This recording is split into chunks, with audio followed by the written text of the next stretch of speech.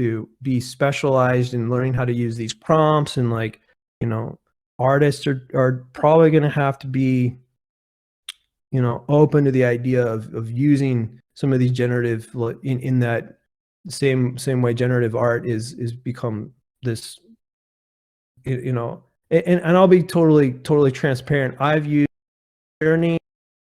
these tools to make stock art because I can never find exactly what I want. I mean, I wanted a, this is going to sound so out there, but you know, I was creating some curriculum for a free open data science course that I've worked on. And I said, I want a picture of Vegeta, but line art. And I want like manga style chat bubble next to him. And so, yeah, I used I used to do something else. I didn't, but I do think there's a lot. Anyway, I'm not going to get off topic, but I do think there's some ethical implications in how that should be probably used and how it should be trained and what data is allowed to be used on it to create those things. But all right, let me not get hung up here. Any other questions? Let's see. I think we had another question about looking back here. Okay, here's a question. Kyle Donald asked, what would you say is the best online course to get into for data science or general comm sci? That is certainly I get asked this question a lot, and I think it changes every couple months because there's a different course available. Now, like if you just wanted to do like a completely provided for you sort of course, I want to say, well, there's this particular there's a company, a school recently that I've become aware of that I think they do semi-online or they definitely offer in person. I want to say it's called Brain Station.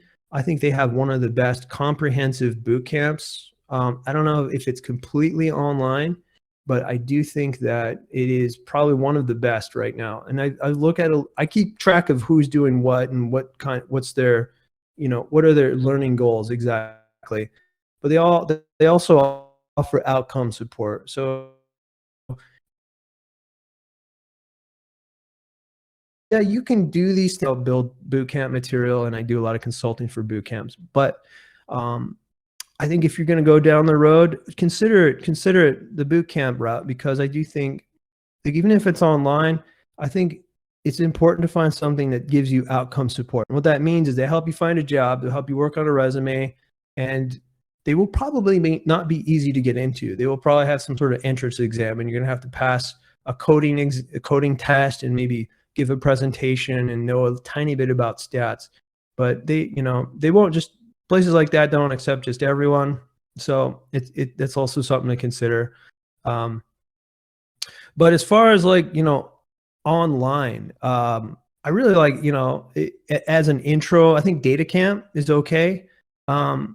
They were one of the partners for General Assembly and I really like those guys. They're self-taught, and I think their product is pretty good. But I do think there's a limit to how good those could actually be. I think things like Leak Code and Hacker Rank and those kinds of, like, you're solving these little problems where you're trying to, like, maybe doing some statistical computational puzzle.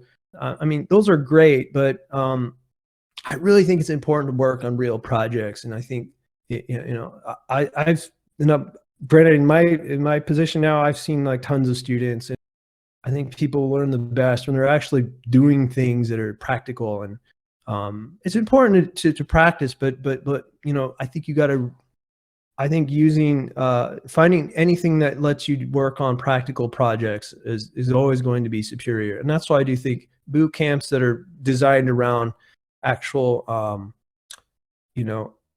in-depth projects offer you the most value to get into practical work experience prior to, because that's really the biggest differentiator. If you're going to get, like, you can go to the best online course and work it out on your own.